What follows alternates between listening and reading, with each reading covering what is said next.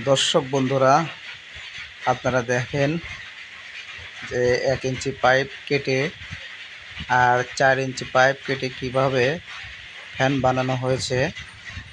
দেখেন একবারে সিম্পলে ফ্যান তৈরি করা হয়েছে। একটা সুইচ, একটা মোটর, একটা ছোট মিনি পাখা এবং 3.7 ভোল্ট ব্যাটারি দিয়ে মিনি ফ্যান তৈরি করা হয়েছে।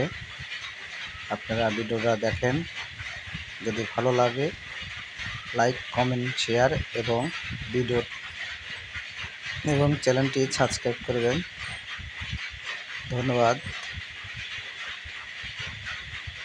সুন্দর এক্সিলেন্ট বাতাস লাগে, খুবই সুন্দর, খুবই হ্যাভি স্পিড। ধন্যবাদ বন্ধুরা ভিডিওটা দেখার জন্য।